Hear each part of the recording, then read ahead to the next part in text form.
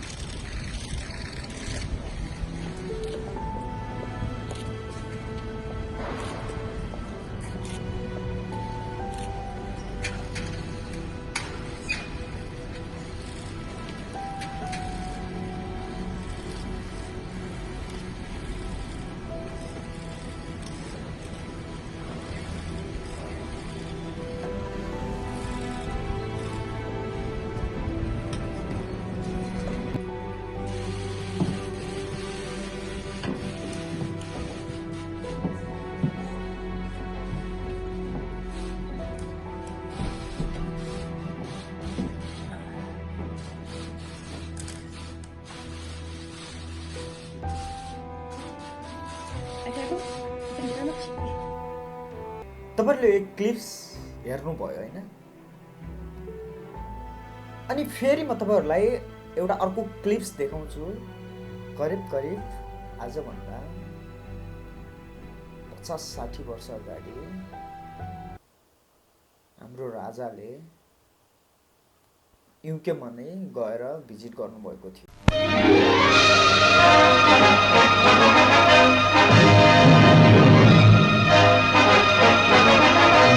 At Victoria Station, the Queen and Prince Philip come to welcome their guests. Other members of the royal family are also there for the arrival, which had been delayed by fog.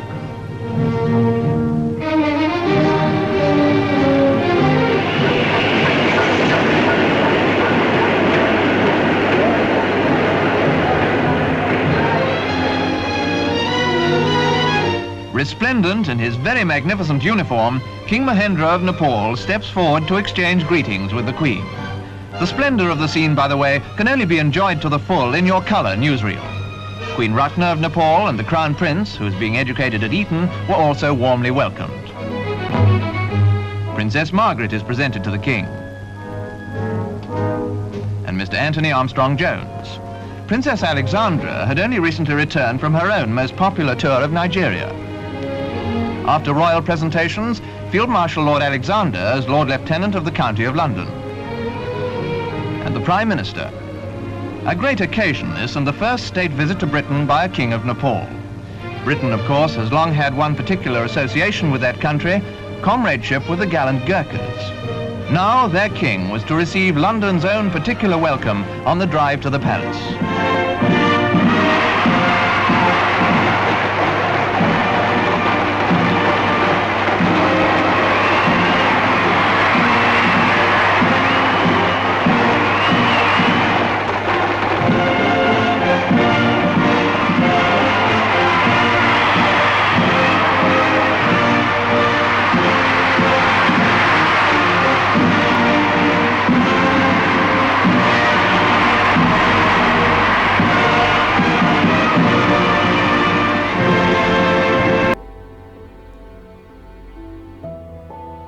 यो दुईटै clips हेर्नुभयो तपाईहरुले हैन।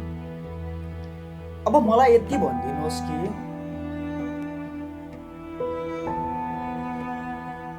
हामी कुन बाटोमा छौं?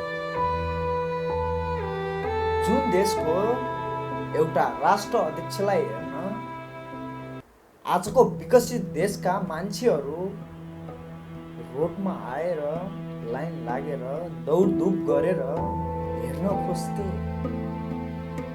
वर्ल्डको मिडियाले कभरेज गर्थ्यो यो देशको राष्ट्र अध्यक्ष आउँदैछ भनेर, यो देशको राजा आउँदैछ भनेर। उहाँका राष्ट्रपति मन्त्री एयरपोर्टमा आइपुग्थे, हाम्रा देशका राष्ट्र अध्यक्षलाई स्वागत गर्थे। आजका प्रधानमन्त्री, आजका मन्त्रीहरूलाई हेर्नुहोस्, खै वर्ल्ड मिडिया, खै मिडिया कभरेज, खै एउटा त्यो भव्य स्वागत, एउटा इन्टरनेसनल समुदायले चासो दिएको खै आयो गयो।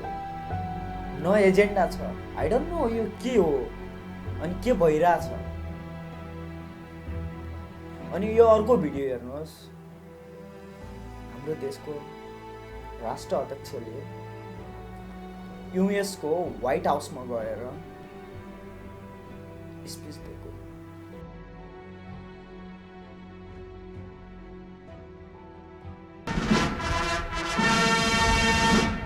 Ladies and gentlemen, the President of the United States and Mrs. Reagan.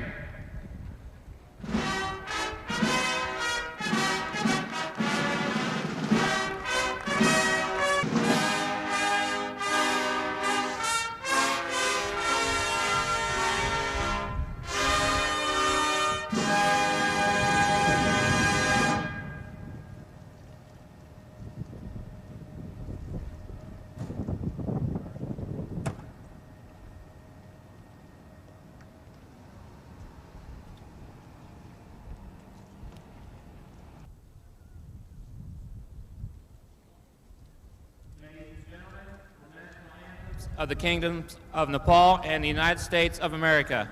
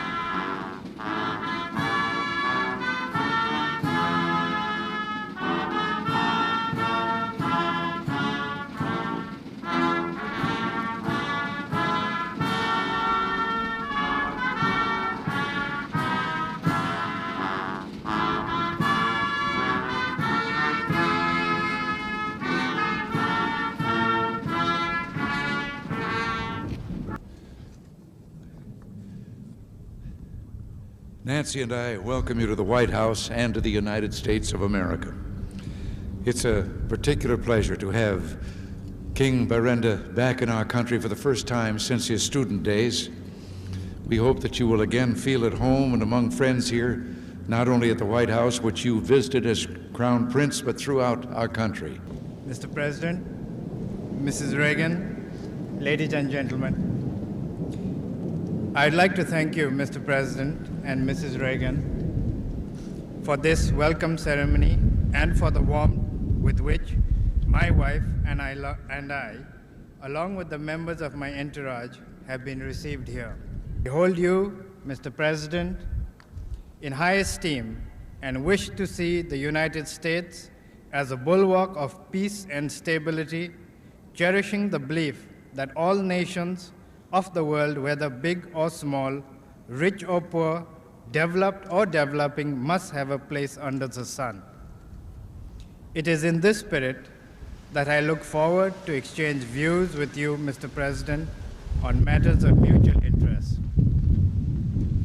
I also hope to meet other leaders and seek the opportunity to renew my acquaintances with friends that I have known.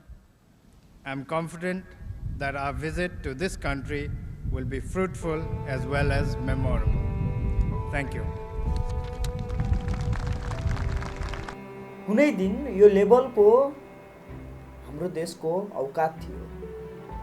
आजको विश्वको powerful देशमा गएर त्यो देशको सदनमा भाषण दिने हैसियत राख्थे।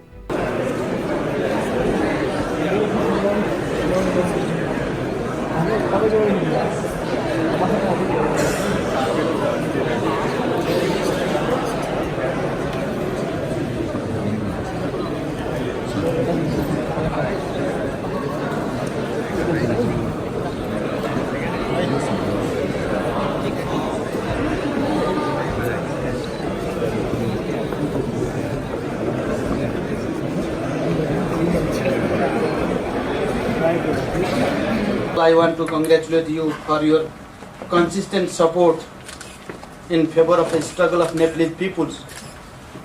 This historical struggle of first decades of 21st century, because our class has seen so many positive and negative lessons from 20th century, great revolution and counter-revolution we have seen. First of all, I would like to answer about the cabinet members, According to the constitution, 10%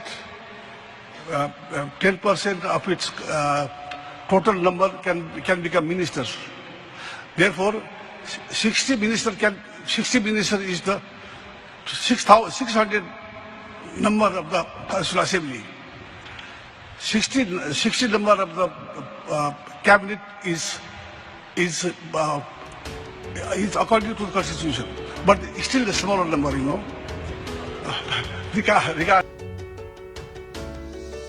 आज हेर्नुहोस् हाम्रा प्रधानमन्त्रीहरू जानुहुन्छ एउटा युनिभर्सिटीको एउटा सानो रुममा गएर आफ्नो 2-4 शब्द राख्नुहुन्छ अनि यो भिडियो हेरिसकेपछि धेरैलाई लाग्ला कि यो त राजावादी रहेछ। म राजावादी हैन, म राष्ट्रवादी हो। जोले जे काम गरेको छ त्यसले गरेको छ भनेर भन्ने मान्छे हो। जोले राष्ट्रका लागि योगदान दिएको छ त्यसलाई सम्मान गर्ने मान्छे हो। कुनै दिन अहिलेका प्राइम मिनिस्टरलाई पनि मैले सम्मान गरेको थिएँ। भन्छ नि 12 वर्ष कुकुरको पुच्छर ढङ्गामा राख्यो जस्ताको त्यस्तै। खै मलाई त लाग्दैन यी अहिलेका देश चलाउने नेता र राजनेताहरूले हुन्छ भने यो भिडियो शेयर गरिदिनुहोस्, किनकि सबैले यो कुरा बुझोस् कि यो देशमा भइरहेको चाहिँ के छ। Thank you so much.